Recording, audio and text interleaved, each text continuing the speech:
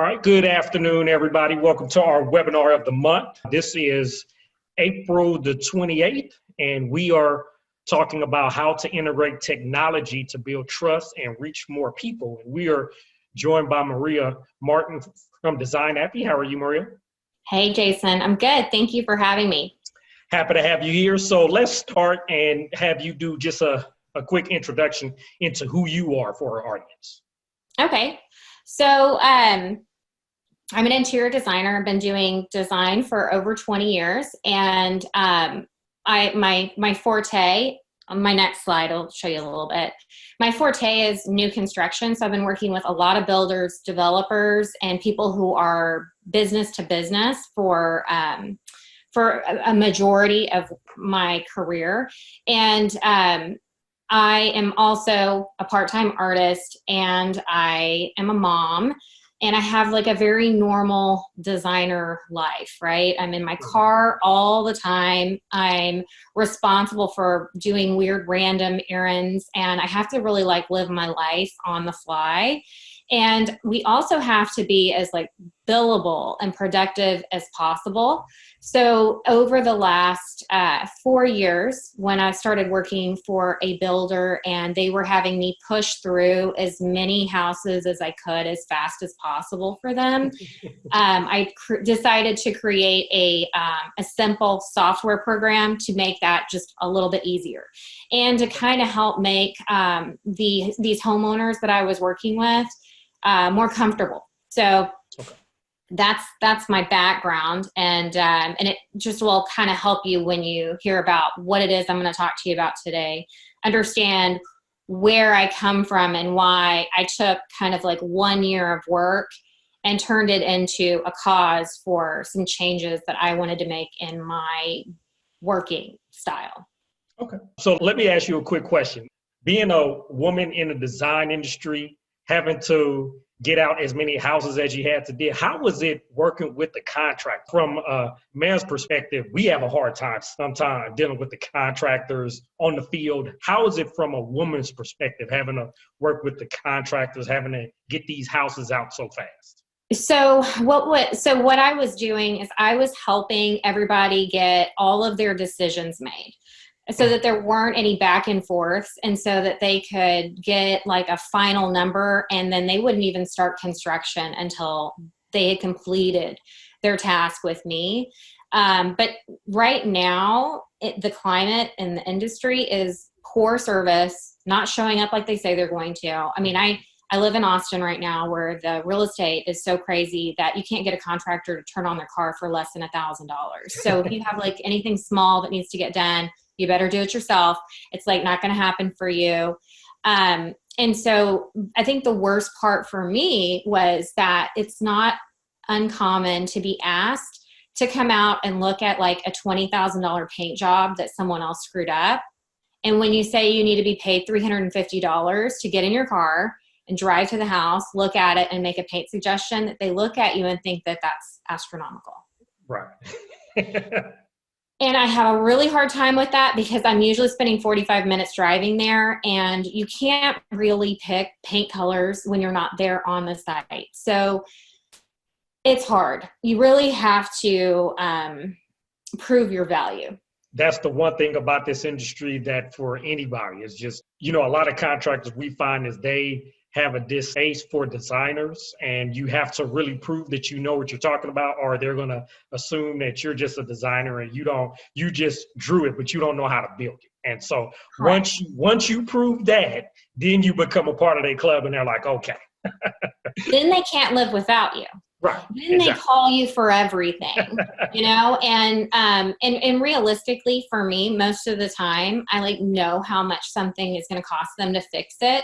And so whenever they balk at a number or what it is that I say my value is to do it right the first time, $350 to not spend another $20,000 screwing up a paint on a house that looks horrible. I mean, just the ugliest colors were rolling out of this office before I got there, and they needed me to fix everything.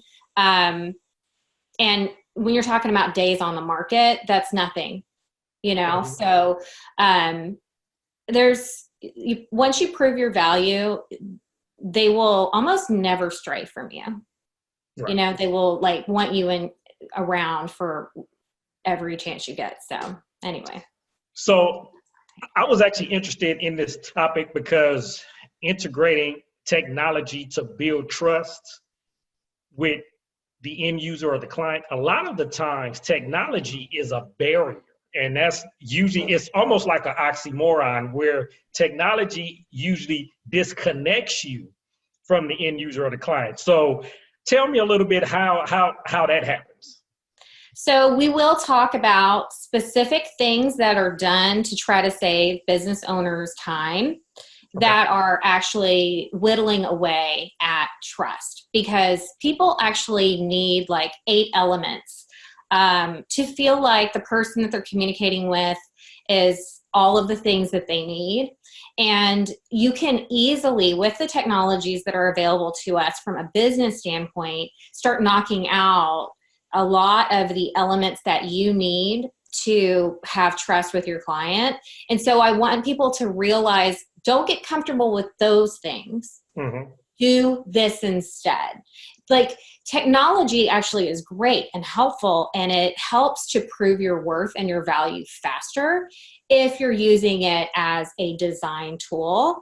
And I'll also show you how humans are made in this strange way where we do things that we don't realize, that we have like an internal drive system that is creating decision making for us in a way that we don't understand. And I show how you using technology will help you to take those kind of human fallacies or human failings that we have and work with them and help to make everything move more fast and more quickly, efficiently. Okay. Okay. Yeah. So it'll be fun. I think that Okay. it's funny because you're going to get some aha moments through this, because you're going to be like, oh yeah, I got that. I do that. I know that. Right.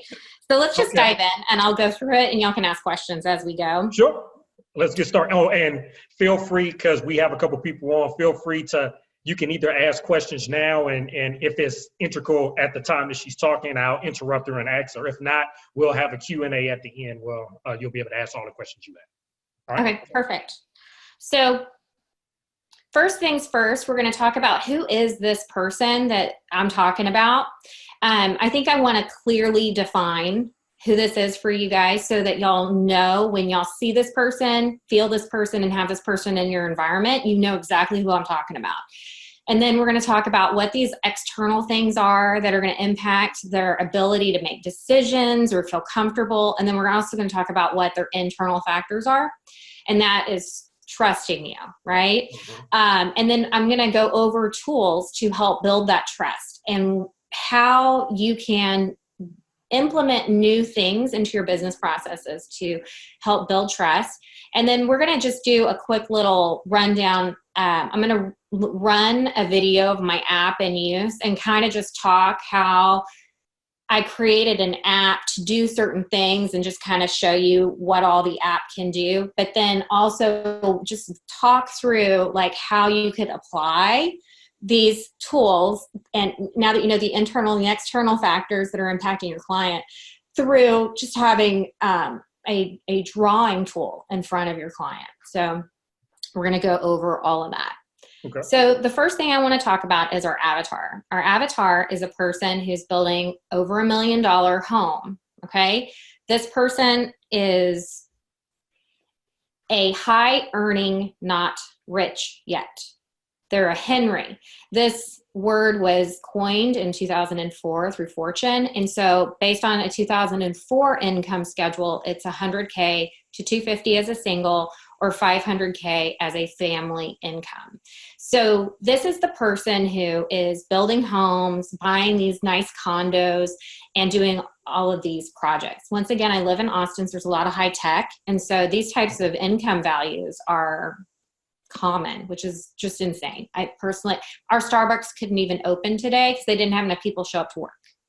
Wow. But the line was around the parking lot of people trying to get Starbucks. So we just have a pretty big discrepancy between incomes. These people are building their assets at this stage in their life, these Henrys, they have children at home, or they're saving up for college or currently paying for college. So we have to take into consideration high earners, people who are pushing, $750 a year, are also putting kids through like Harvard Law School. So when you think about that, that's $150,000 in cash money that they're putting towards school at the time. And it's not unusual to have a client who shows up and has 2 kids at college, one at MIT, one at Harvard, and they're at these like very high level schools, and they are literally using 50% of their income just to keep their kids in school. So you have to take that into consideration when you're looking at your Henry and understanding why they may balk at prices or they don't understand certain things. These people are affluent. They have a lot of extra money to spend, but they're spending it on building assets. That's their college education, that's a retirement home, and they're saving for a affluent retirement as well. So they are very conscious about where their money is going, and they're also very conscious about making sure that whatever they're putting money towards is an investment and it's a good purchase for them, and it'll either last or be something that they can carry over time. The good thing about a Henry is that Henrys are not your luxury affluent client yet. They still have to work for the money to pay for the things that they want, but these people will actually can become your luxury affluent, which is really nice. So we're talking about a group of people who may not be like your absolutely most favorite client avatar, but this is where a lot of money is. This is where a lot of people are. And at one point in the future, this is also a very large pool of your luxury affluent clientele base that we would be wanting to be tapping into in the future anyway. Okay. So let's just talk a little bit about what our Henry's perspective is, because I think we don't step back enough from our daily work life to understand what their experience is. Okay. So the first thing is they've never worked with a designer before. They watch a lot of HGTV, and I know that causes problems for everybody. But more importantly, they are learning about design, learning about renovations, and learning about the experience through these TV shows. And they receive a lot of restoration hardware magazines in the mail. So that's how they know to budget or expect how much something's going to be. Mm-hmm. And so I want to bring up HGTV restoration hardware magazines, because I hear a lot of interior designers are like, they only want restoration hardware stuff because they know the value of it, and they want an HGTV style experience. So we're going to talk about how those things are impacting what their expectations are. So they're at the life stage of working and achieving. So there's a big difference between when people are retired or philanthropic or I've had someone say to me, I'm not in the group of people that have to work to make my money. So they are not that lady. They're not that lady where I don't have to work to make my money. And they are going to have children. They're either having more children, or their children are at home, or they're paying for children in college. And their resources are going to be limited to magazine, TV, their friends, social media, and whatever they can find on the internet. And so we're going to come back to this, that this is from Fortune magazine. So you can look up, if you Google Henry high earning, not rich yet, you will find lots of technical data about who this consumer is and what it is that they're doing and buying in our economy. Significant discretionary income, strong chance of being wealthy, and will have an affluent retirement. Okay. So each one of your Henrys that ever walks into your office is going to have certain levels of external impacts that are going to provide you either a good working experience or a bad working experience. And these external impacts you're thinking are money, if they're stressed out, blah, blah, blah. I'm not talking about any of those things. I'm going to talk about some other things. Okay. So the first one is time. I have been in interior design for 20 years, and I totally understand that the industry has been in a place where they're like, you got to teach your client to be patient. You got to make them wait.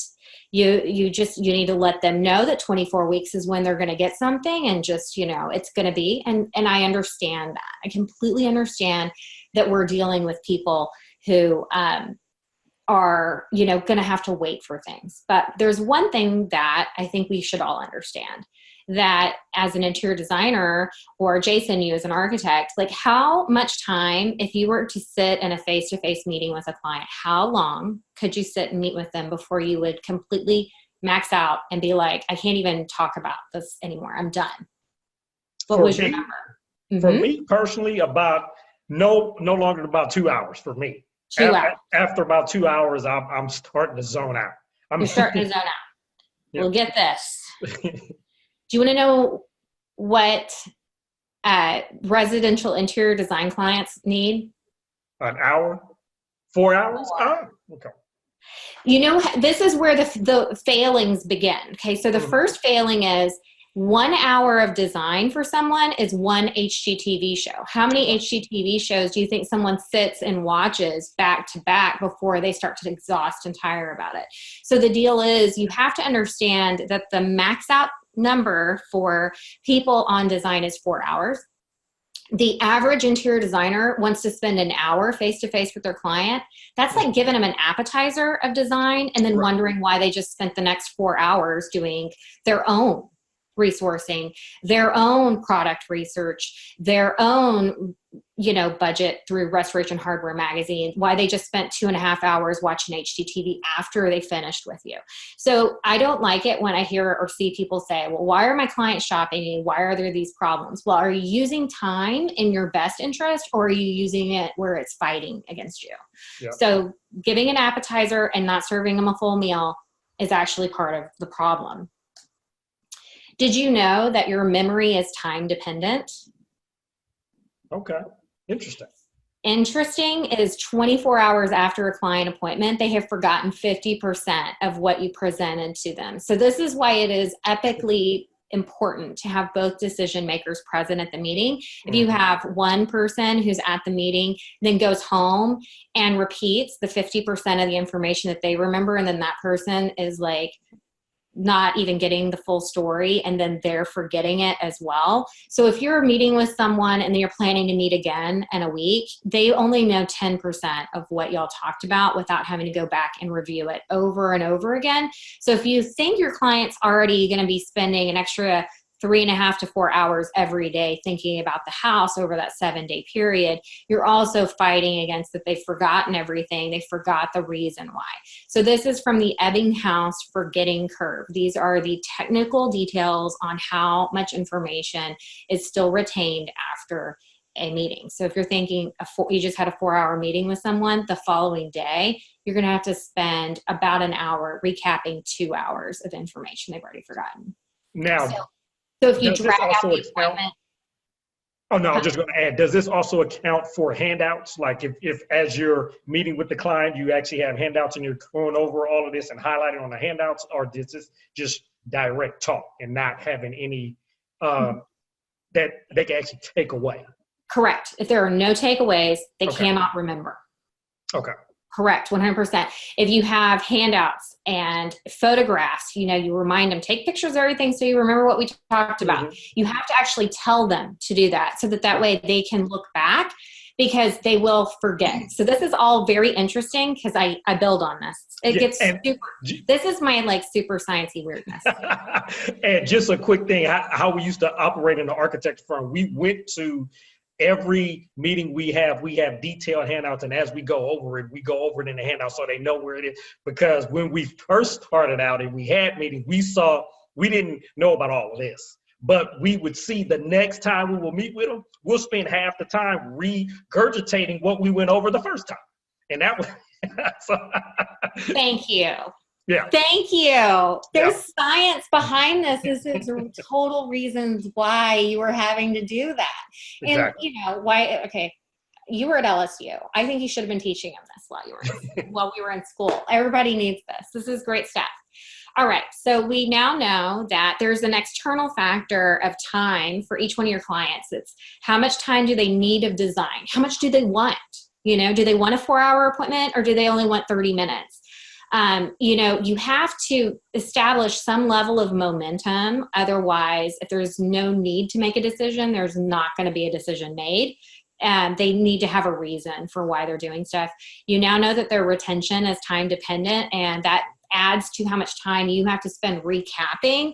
And so if you're looking at flat fees or the way that you're billing and not understanding where you're losing time, it might actually be in the recapping of the work, and that you just really need to have all decision makers present because of the inability to communicate enough information. Right.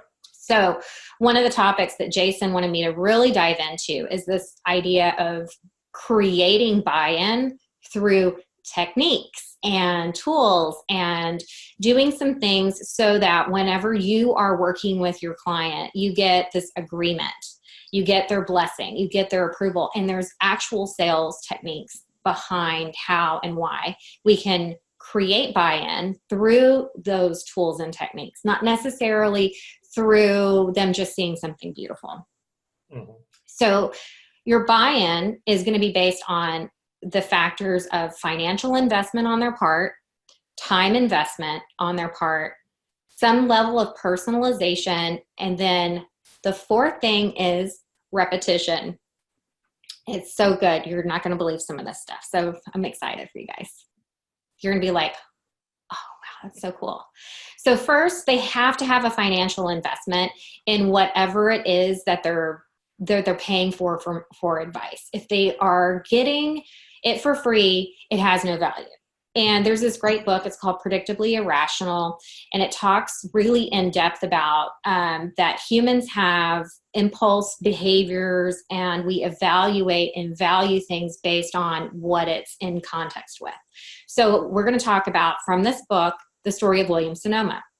William Sonoma had two bread makers, a expensive one and a not expensive one. They didn't sell the expensive one. So they decided what they needed to do was do something special to make the expensive one sell. What they did is they made an even more expensive one. Not for the intent of selling the most expensive bread maker, but to create momentum to buy the middle grade bread maker.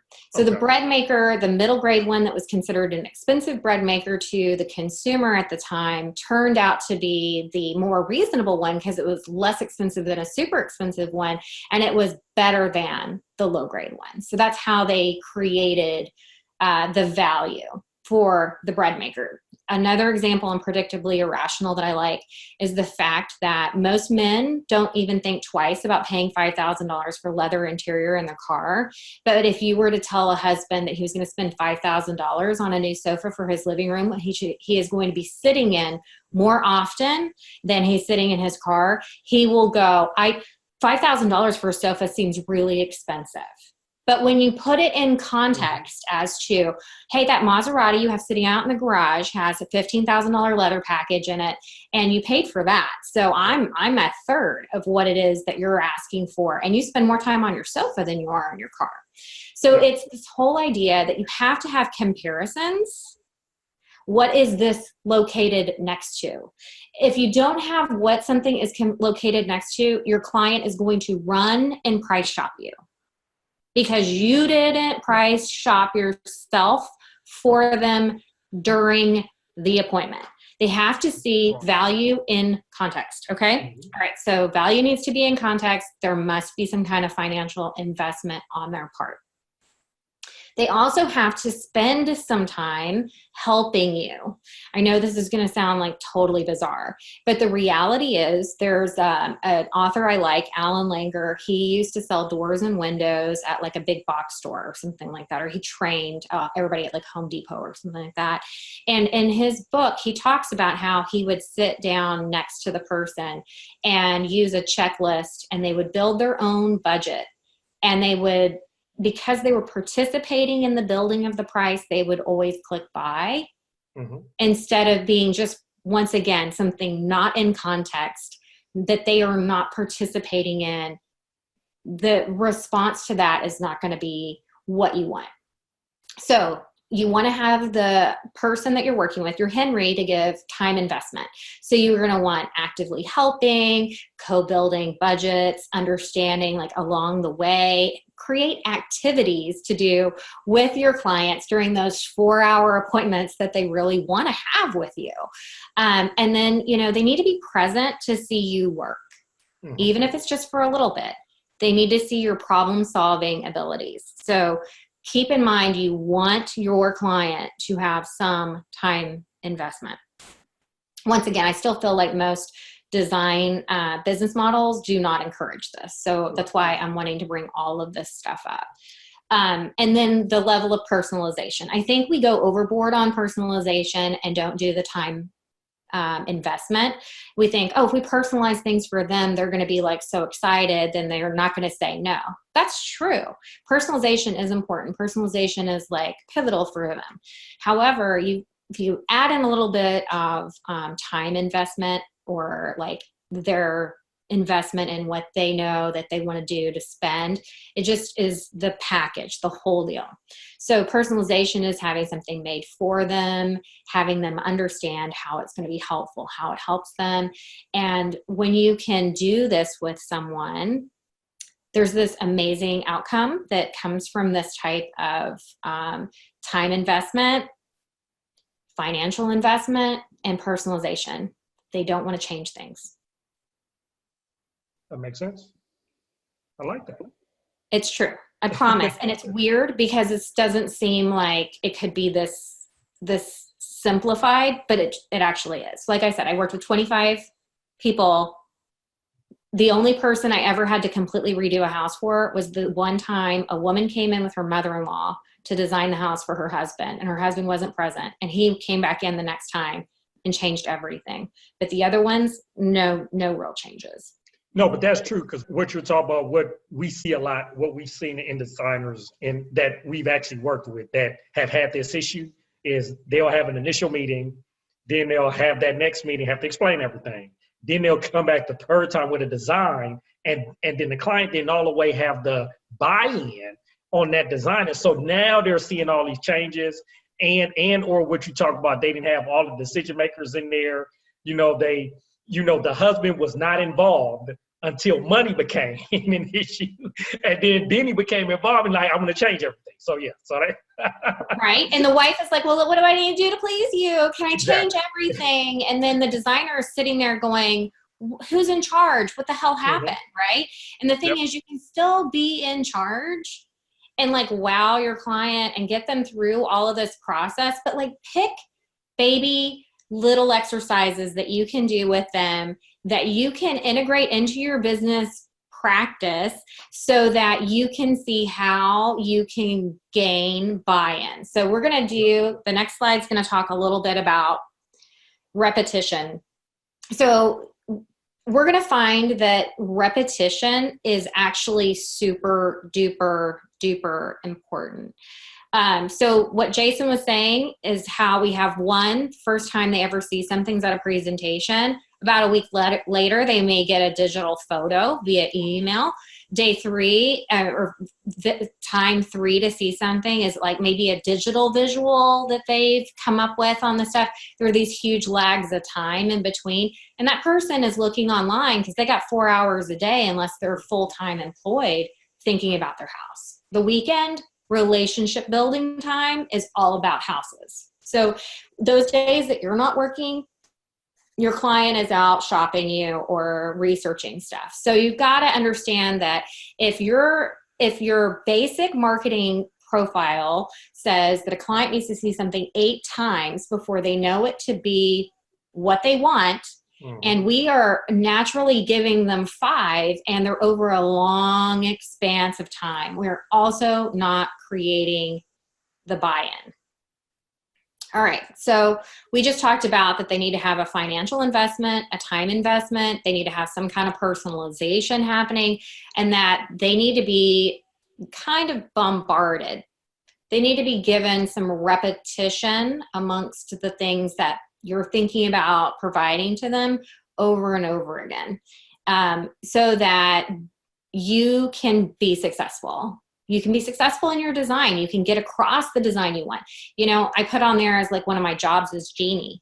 It's because it's like you feel like half of the time you're just trying to Jedi mind trick your client into realizing they're wrong, even though they're hell-bent on proving to you that they're not, right? So this is where this goes. All right, so now we know we've got external factors that are in place. You gave too much time between appointments. You didn't have the right people there. The person who's paying for it doesn't have any time invested in it. Mm-hmm. Once you take someone who makes $350 an hour, $400 an hour to sit across the table from you, they'll have a couple $1,000s. That's $2,000 in a 4-hour appointment of their time invested into the design. They can't get that back. So, but they can push you around and have you rework stuff at your lower rate per hour. So we're going to talk about so now that we know that there's external things that are happening that are impacting what we're doing working with our client, we're going to talk about that there's internal things as well. This is where we're going to dive into some of those predictably irrational thoughts that people have and the way that they process information. And we're going to talk about that as a bias that you're going to find in your clients and your homeowners and your Henrys, that they need familiarity, and that trust is super, super important. So the first thing, that's the most important thing, is brand new is always a response of no. Mm-hmm. Familiarity wins over fact, and trust is always needed to make a decision, to make them feel comfortable, to make them know that they want to do what they want to do. So we're going to go into no is the answer to new. So if anyone out there has got a kid, I know, Jason, you got 2 little girls. Oh, yeah. If you were to sit down and feed them broccoli for the first time, what is their response going to be? No. I've had that happen. Yeah, I've had that happen a couple times.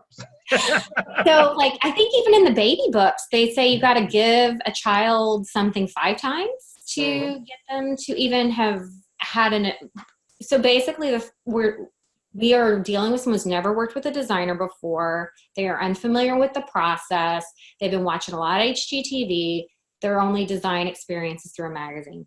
Mm-hmm. So what we want to do is get clients super familiar with feeling like they can tell us no. And we want to talk to them about telling us no as like just part of the process. In fact, you're going to tell me you don't like something that I may show you in 2 or 3 weeks and you love it. I have an example of a girl who called me up and she said, I really want golden white wallpaper for my headboard wall. I said, great. I brought her 3 examples. She didn't like any of them. So then the next time I brought her more, and it was like, instead I showed up with like a ton of stuff for her to thumb through catalogs. No. Okay. She didn't like any of it. So then, a week later, I got a phone call from her and she was so excited. Even her husband was like, oh my God, you won't believe it. We found the most perfect wallpaper for our headboard wall. It's exactly what we want. It's exactly what we need. And we can't wait to show you. I got there and it was the very first wallpaper I ever showed them. It was the one that I knew was right. It was exactly what they asked for. And they even looked at me and they said, you never showed me this wallpaper. And I was like, and here it is on the first page of the first presentation. So people have forgotten it. Mm-hmm. Yep. They have to get out and look at stuff, and they have to get out and experience the repetition of seeing things they don't like over and over again to realize what they do like. So my rule is get a client to say no, because if they can't tell you no, they cannot tell you yes. They can't feel comfortable with you. So always you ought to coin that. I mean, I like that whole saying that you just did. I like that. I may have to use that. I may have to take that from you. Are you going to quote me? Are you going to quote me? I may have to quote you. I'm going to quote you. Yeah. I mean, because when you're in a highly manipulative or power struggle relationship, you can't tell someone no. Mm-hmm. And that means every yes you tell that person is just people pleasing, and it's almost done out of like fear instead of out of comfort. So it is super duper important that they feel comfortable telling you no. And then the next thing I'm going to tell you is they may have just told you no, and that doesn't mean no, but we're going to go with it. Because it's true. Let them tell you no. Tell you that is terrible. Like I have young designers who will come to me and say something. They're like, I just can't ever get this person to say yes. And I said, did you ever re-show her the things that you showed her the first time? And she was like, no, I would never re-show someone something I picked out originally for the project. And I was like, yeah, that's where you're messing up, because project number 4 is always one again. Always. 4 is one again, the best one out of the last batch, because technically when they see something a second or third time, there's some fact behind it. So the bias of familiarity. If we were hanging out by the pool, Jason, and there were these 2 things sitting out, and you were really thirsty and you wanted something to drink, and even though we probably have not drank a Coke in 20 years, which one would you pick? Now, see, I'm the wrong person to ask because I don't drink any of these. So I would pick water. But you don't have as an option. Right. But if I didn't have the option, I would probably pick Coca-Cola, because I've seen 1,001 commercials about it. And it's Correct. like you talk about familiar. Yeah. Which I have no idea what the original cola is. I don't even know what that is. So, yeah. So this is called near exposure effect. It is a psychological fact that if you see something frequently, it is the better choice. So this is why a lot of people who, like designers, are like, oh my God, that trend is fading, but your homeowner is still begging for something that's behind the times, because they've seen a house and seen a house and seen a house done.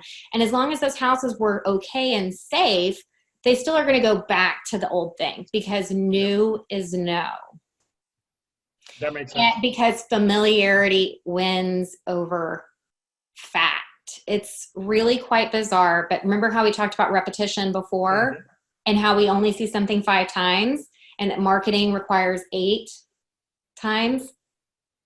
So what we can do is we can take this external slide that I just showed y'all that marketing says 8 times, and we can see how in our business processes we have a 5-point interaction with something, and we can change it. We can change it to an 8 touch point interaction. And we can do this with the help of technology. 1, we see inspiration images. 2, you have your presentation. So you already start off via email or in communication or inspiration photos and show the same thing 1, 2, or 3 times. Show them examples of it installed multiple times, not just once. Then when they see it at the presentation, they're already warmed up and primed to understand that you are going this direction. It's not some kind of shock and awe campaign. 3, your digital visuals. Any chance you can where you can put together all of the materials in a visual way. It doesn't have to be a full-on rendering at this point, just some kind of visual so that they can feel comfortable with it. This is where my wallpaper that was gold and white got shot down at 1. But Right. then when it showed up in level 4 in magazines or in social media, and then she sees it in context in a magazine, then she pulls the page and tells me, this is what I want. And I know we've seen 40 wallpapers, but this is now what I want. So what we want to do is we want to use this 8-point touch point system to warm up anyone for decision making. So whenever you are doing this, you are creating repetition and consistency. And all of this is going to come around, and we're going to show you how it works in trust. So what you're going to do is you're going to have all of these different touch points to see materials or things people could be like waffling about. And just like that restoration hardware magazine that comes in and it has the same stuff in it and the same stuff in it, and they build on it and they build on it, and people see it 8 or 9 times, they understand the value because they see it in context and they see a number next to it. They also are getting it 8 times. So there you go. All these businesses have this down, and we are behind the ball. So what another internal factor that is going to make the decision between yes or no, and if the person really likes you, if this is going to work out, is trust. And I hear a lot of people say, my client doesn't trust me. Well, The reason why they don't trust you is because trust is made, and there is something in your business practices that has cut out one of the elements that the client needs to experience to feel like they truly trust you. Right. Okay. So we're going to talk about how, Jason brought it up, technology is going to eliminate some of the experiences that people need to have to create trust, but then technology can also be the tool that's needed to build the trust as well. So we're going to go over six things that need to be in place for someone to feel like you're trustworthy. And you can do some of these things through social media and like I think that's why social media is so successful for interior designers, because we can get, in front of a camera at someone's house on a regular basis, and they can get to know us. It's the know, like, and trust factor, right? Yep. Know, like, and trust. And so we can constantly be doing that. So how are the know, like, and trust going to happen for your business? So number one is, are you true to your word? Right? You were saying, Jason, that you would bring out all of the drawings and all of the paperwork, and you would set it out in front of the people and be like, this is what we're going over. This is what we're fixing. This is what we're doing for you in the appointment. So this is your contracts. This is your processes. These are all of your forms. These are hard surface things that people know that whenever you say you're going to do something and whenever you do it, that everybody's on the same page, that you are highly consistent, right? Remember how I was talking about 8 touch points? Yep. That means your decision never changed about how you feel about that item or that design, right? And if Coca-Cola decided they wanted to change their brand and their color, and they want to go to Coke Zero, or they want to have that Coke One thing, remember that in the 80s, where almost like nobody wanted to buy a Coke again after they made that new Coke? Ooh, right? So we all went through all those experiences and understood that the consistency with it being missing causes people to say no, because it becomes new. They don't really want new. They want familiar. So you want to have that reliability. You want to have some kind of rules of engagement. You want to kind of stick to them. And then the third thing is, don't be all behind closed doors. Who likes a politician? Exactly. That's the part where, like I said, we have found where a lot of the designers we had worked with had problems. Is when they had those initial talks, they did the design, but they didn't have the buy-in. And that's where a lot of change orders and all of that about, because they didn't have that open, honest communication where they had the buy-in. So right. And the thing is, when you are creating these open participation opportunities for your client, they don't have to impact your design. It can be as simple as a budget checklist where you have different grades of quality and different pricing of things, and you go through it with them and say, hey, this is our budget checklist for your project, and we could do this item here. What do you think about this? And you can click all of the items to come up with a budget tally and take things in, take things out, and move it around. And then that person has buy-in on the budget. They can add more money to the budget if they want to at that time, because they're already making all the decisions at the time. If you are making the selections for the house and they understand you spent a little extra here, but you saved money back here, when all that's done behind closed doors, they don't trust it. Exactly. They need something in context to show them that the middle bread maker is a better choice, because the super expensive one is actually the more expensive one. Otherwise, if there's only 2 options, they're going to buy the cheapest one. It's predictably irrational behavior. So what you want to do is be consistent, demonstrate that you're listening, and then that you have a higher level of knowledge than they do about things. And, it might be something as simple as, the homeowner saying, well, I really like these things, but I really would love to have like a green room or a green cabinet, or I like this, or, it's talking to them and saying, oh, I love that dress you're wearing. I like the patterns in it. I think I could find a wallpaper that looks like that, and it would be perfect for the space, right? And so don't be a politician, be a team member and open up some of your design to your clients. And it doesn't mean that they are going to change everything and make the design ugly. It does mean that they are going to see a fully completed design and modify it after the fact. And if you want to avoid that, it's a hell of a lot easier to get buy-in and build trust in a client appointment when you're face-to-face, and then come back around and ask for the changes later to make it look better, because they already trust you and they already like you. You're going to invest all your money, all your time, all your design fees on a section of the work where the client's going to come back and give pushback.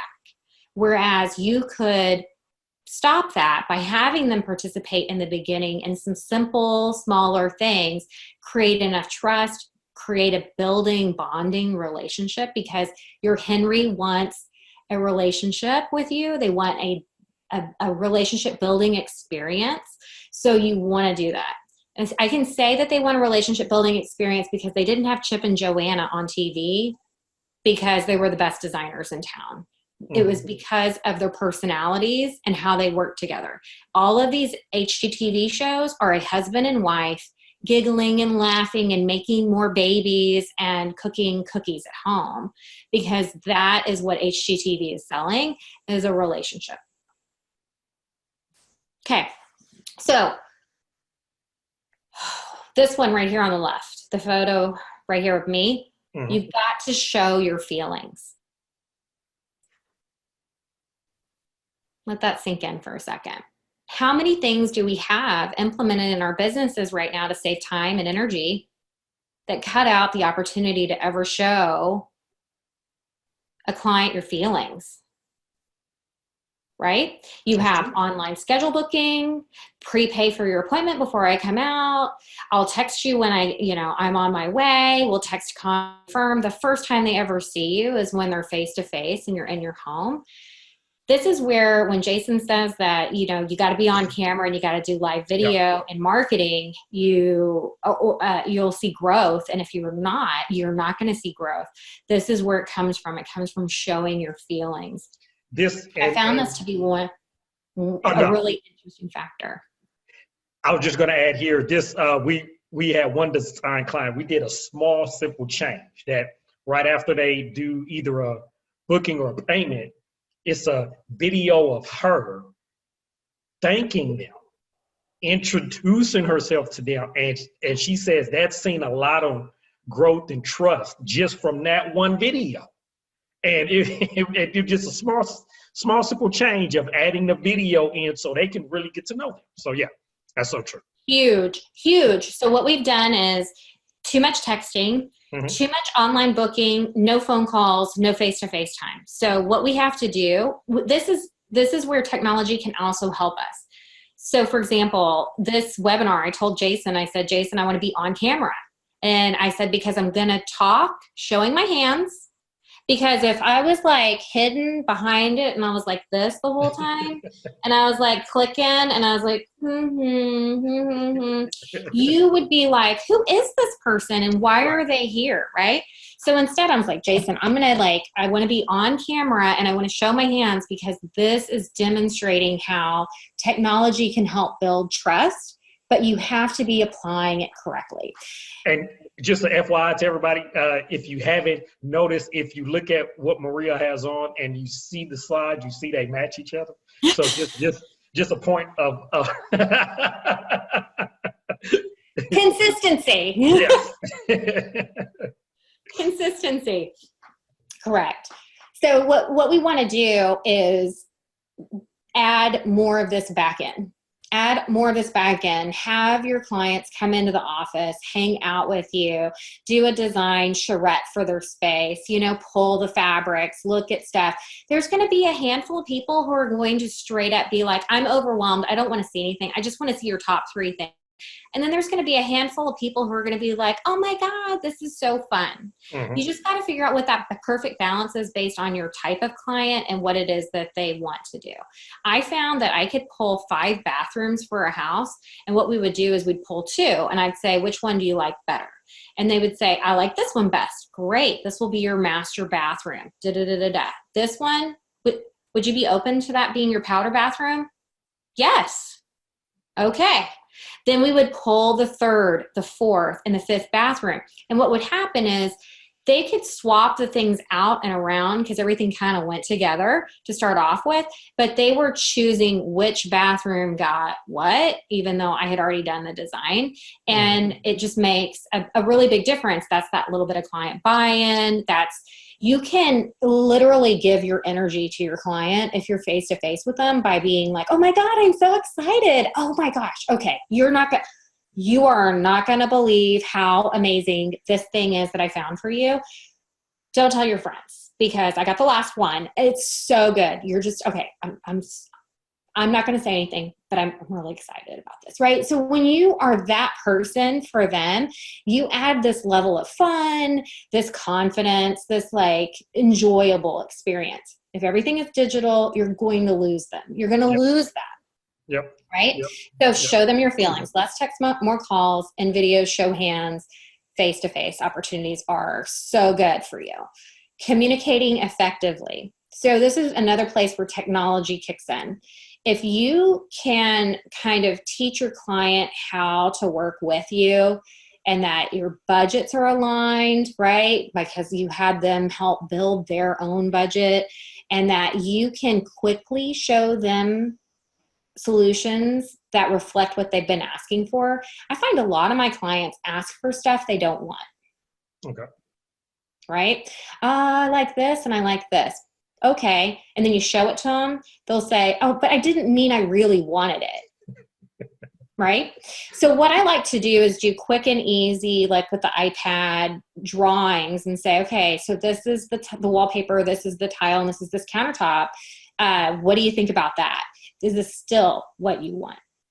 This also gives me that opportunity to get additional impressions, right? So communicating effectively is also a digital tool. And then, are you safe? I mean, I know everybody is like, you've got to have your testimonials, you've got to have your reviews and all that kind of stuff. But do you really understand that the reason why you need that is so that other people understand that you're safe? Right? For designers, that's vital, is because you're in their home. You're in their private space. So they want to know that you are a person that they could trust. And by having that validation, it helps you out. So yes, that's important.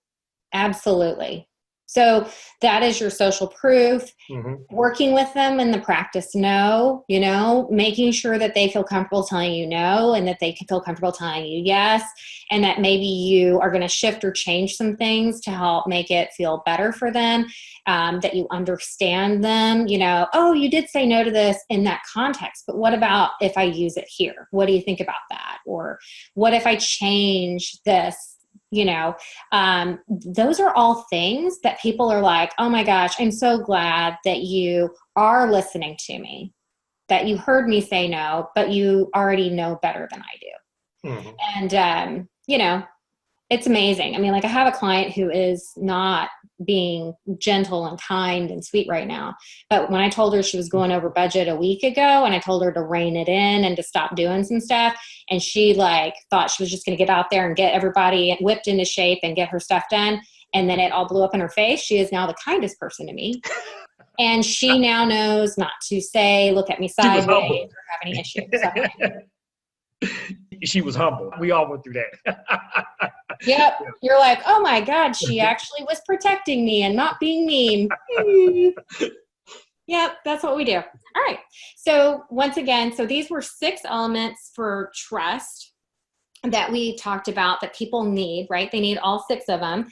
You have to understand that no is a response to new. It has nothing to do with what you picked out. That familiarity is important because it wins over fact, right? So we got to constantly be giving repetitions and showing people things so that they understand, because repetition is actually a persuasion technique.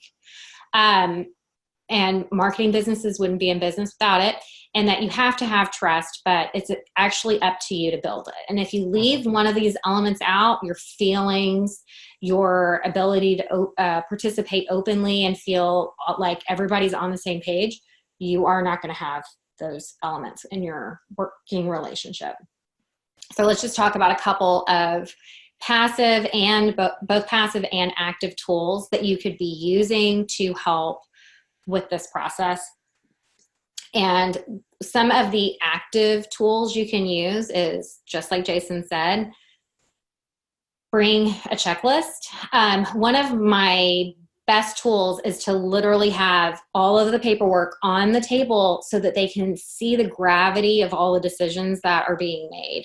And when you're looking at 20 or 30 pages of notes and stuff, then they don't wonder why you're spending so much time. They don't wonder why there's a big break between your stuff. So, and you can also redirect and keep everybody on task by having all of those pieces of paper, these organized documents that are showing what is happening and what is being done.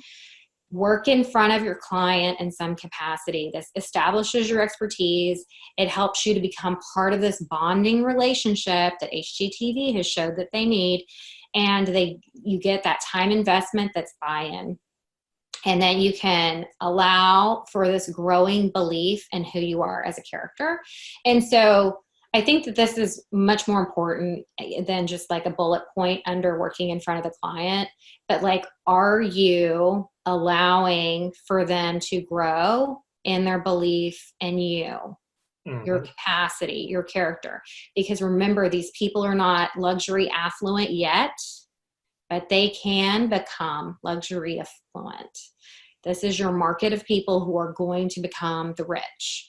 So you need them to be set up in a way that they learn how to work with designers and that they learn your value, because we are teaching all of these people the importance of what it is that we do. Any chance you get, work in repetition to build that familiarity. Be showing them products that they are familiar with, like it's Coca-Cola instead of off-brand Coke by the end of the project.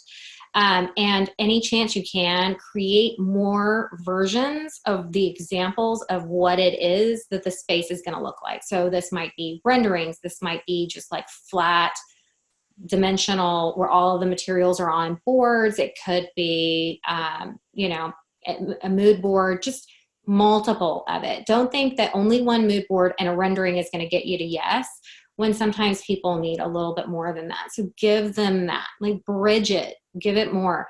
And then one of the other really interesting active tools you can use to build trust is to sit next to them and use whatever digital device that you're using alongside of them. Not much different than if your kid came in and asked for help with their homework. Don't put them somewhere where everything is far away and they can't touch or move or change things. If you do that, they are once again going to kind of feel like you're doing things behind closed doors. So if you can be sitting next to, I use an iPad because it's on the same surface as the plans, the same surface as the materials, and everybody's already kind of standing on and looking down on whatever is being worked on. And so I like keep it that way. Because even when I would work on a laptop, it was great, but I would be like behind a wall in the same meeting with them, and you are losing something there by doing that. So if possible, try to sit next to. Okay, so these are some active tools, and you can kind of see how you can use technology to work in front of your clients through programs and softwares. And if at all possible, just use more simple things. I like the iPad because you can take a photograph and draw on top of it. I like the iPad because I have a very simple program that works kind of like PowerPoint or Keynote, but all the objects are architectural objects instead of, presentation objects. Okay. Keep these checklists, as many of them as you can. It could be a budget, all those things. Those could all be on your computer. Repetition. If you're using Trello boards to kind of put together what the project is going to be and move it along the phases of the design, putting in pictures of the things, even in those boards that are sliding across that your client is watching from their side. They can log in and see their project progress through Trello.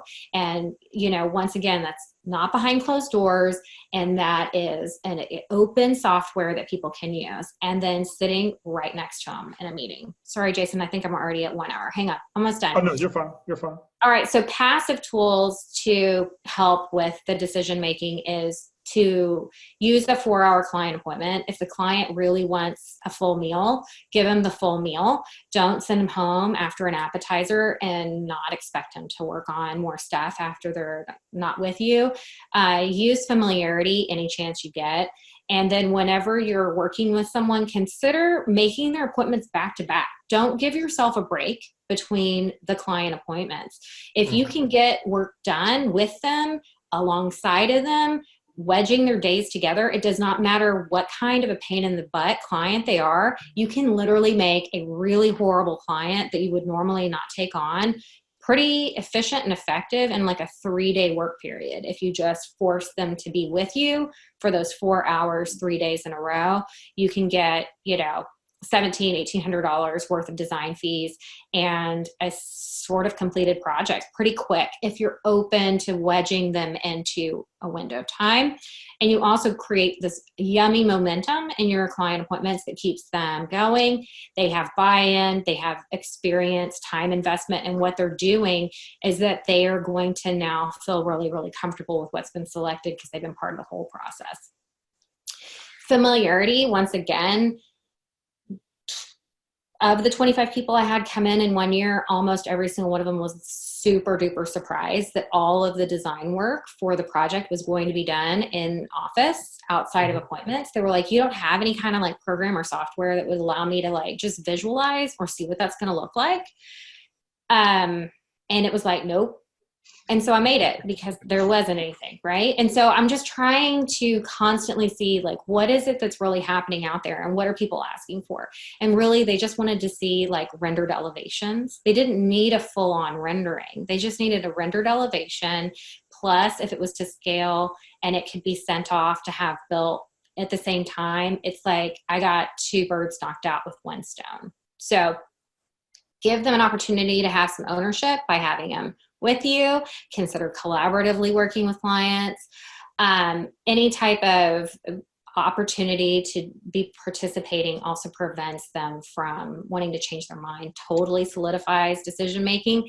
It's pretty amazing how that really actually works. All right, so we talked about who the Henry is, what their external impacts are, what their internal factors are that we're fighting with and dealing with, and how as a designer in our design appointments, how that works, and that how we can use technology as tools to help benefit these internal and external factors that are out there that we have to play into. We can't fight it, we need to use it. And if we understand them, then we can use it moving forward. So these are all of the things that we went over, and this is what I've been working on. So what I have is a iPad app that's still in beta. We have the second version coming out pretty soon. And what it does is it allows me to have something laying down on the same table as my client appointment stuff. And I can change out patterns and layer objects just like you would in either like Keynote or PowerPoint. Plus, I can plug in the images of the objects that are selected there with the client at the exact time with the client. I can type in all of the details that I need, and then it can be emailed at that point. So it's not like there's going to be a place where there's no communication or someone is concerned or they forgot what it is that we went over. It's all right here and at the fingertips. So one of the reasons why I did this and why I found it to be very important is that during construction, you go out to a job site and something's discontinued. Something can't come in, right? And so the first thing you'll do is you'll get an email or a phone call or you're at the job site and someone will say, this is not available or we can't do this anymore. So then you're like, what else do I have picked for that space? Because I did it 8 months ago, and based on the Ebbinghaus forgetting curve, I remember about that much of what happened in that appointment. And so what you do is you can pull these by project and then thumb back through all the rooms, and then you can see, oh, this item that's used in this bathroom or this kitchen can be reused in this space. And you can kind of make those last minute ditch changes a little bit faster. Plus the app allows me to back through it to change out patterns, colors, and all that kind of stuff, and reuse it for other projects. So I wanted to see if you have any questions. I was going to go through a video of use of the app, but realistically, I think we should just do Q&A because I do have like a crazy client right now and I have to go. Yeah, let's see if we have any. Yeah, we have a couple questions. Okay. One person asked, what was the acronyms Henry? What did that stand for again? High earning, not rich yet. Okay. One person said excellent information. They had the aha moment that you were talking about when you went from the 6 or the 4 to 8. So they said thank you for that. One person asked, is this app already on Apple? Is it already available? Yes, and it is. How do they find it? You can just Google design. You just go to the App Store and you just look up Design Appy tile drawing, and it'll pull up. And it's like $20 for a year. Just get in there and try it. Use it. See if it works. We're just building on it and making it more robust and more interesting. You know, it's great because like I showed Jason, I took a photograph of the kitchen and put it into the image and then added the countertop, added a hood, changed out light fixtures. And so you can even go into like a consultation where you're meeting with someone and take a photograph. Let me see if I'll pull up the little video real quick and let's see. And while you're doing that, they also asked, is it available on Android? Not yet. Sorry, too expensive. I know, right? Okay, let's see if I can pause share, stop share, and then I'm going to do a new share, and then I'm just going to do a quick video. The video is 7 minutes, and it's just a whole lot of stuff just condensed down, but I can kind of talk you through it. So what is going on is that this is a app that's made so that you can have a scale wall. And what we do is on that scaled wall, we can add in any pattern that you have picked out. So if you're picking out a tile, you can measure it, pick from patterns that it could be installed at, and then automatically places it into the space. I have elements like clear blank walls, things that you can make transparent, change color, and it's all of the little things that sometimes you just need in an elevation, like a faucet that's not at 3/4, because all the photographs online that you would pull off of the internet are at 3/4. They're not straight on shots that you would have for a real elevation. And for me, I just needed to be able to place niches, deal with seats. Where is the hand shower going to go? And this allows me to sit with a client and go through that process and get them to be like, oh, I got it. Yeah, that is what I want. Or if they want, we can change it out and do something different. So you can kind of see this is an example of like a tub shower. And it's got a niche in the wall, and you can measure things by just clicking on it and then typing in what size you want it to be, and then it'll come in to the picture scaled, and then you can just sort of put together whatever it is that you're wanting to do. So this will show you, I'm going to speed it up a little bit.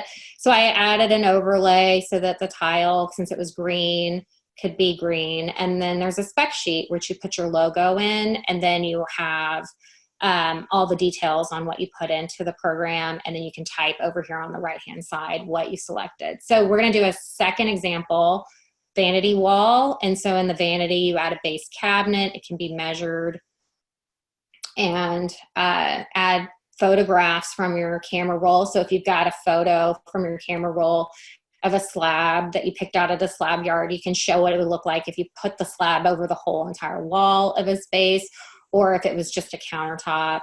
And I just really love this artistic version of like layering objects in the space, and you can do it in front of your client, wallpapers, items off of the internet, tile, wood, light fixtures, anything you want really you can add in. I don't have a background remover currently in it to make things look really clean. But if you background remove in a different program and save them to your camera roll. They go in just like any other object. And just like I showed the measure function works even for objects you pull off the internet. So you can add in something in to a picture to scale, which is really nice. So let's see, let me speed-a-rooski this up a little bit. I have so much stuff open. That's why I had a hard time getting into the webinar today.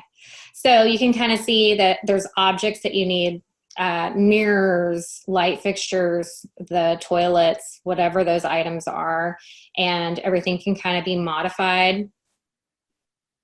And then you can add in objects from your camera roll, and then you can change out quickly the patterns and the sizes of things when you're doing it, because people change their mind, and you have this easy to use spec sheets at the end. So what I'm going to do is, this is one where there's not any background remover. It's just objects off of the internet. And you can kind of see it looks a little bit more bulky.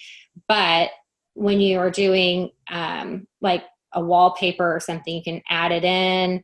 We have mirroring, we have layering forward to back, and you can just get approval. Like if I showed you that and I said, do you like that? Is that what you want? Mm-hmm. Do you want that? I think I could get a solid answer from you. Right. I think I could get a solid yes or a solid no.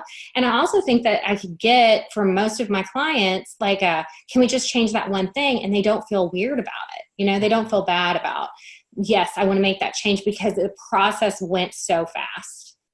It's like microwaving your client design relationship. And that was the goal, because this is what Henrys want.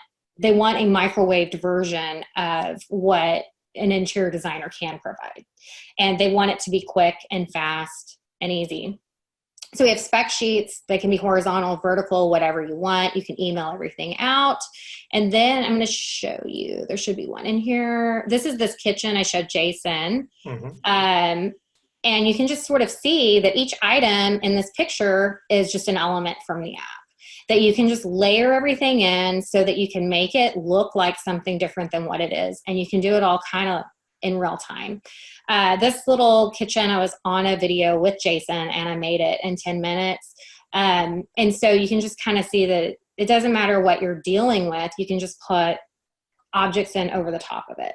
So there you go. Now, one question that was asked, do you already have a library of material and furniture in there, or are you adding that in from? I can add more stuff in. That's not the problem.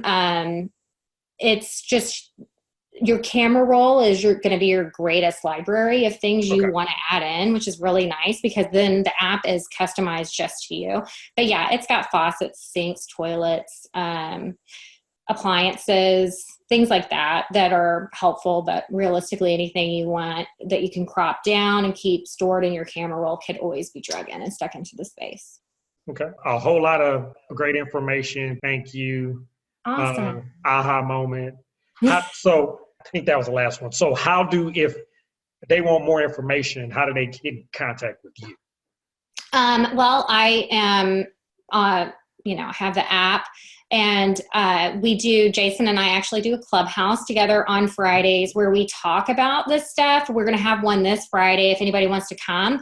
And Jason wants me to talk more about this even in the clubhouse, so that we can all kind of get more information and feedback from other designers on what they experience in the same kind of context.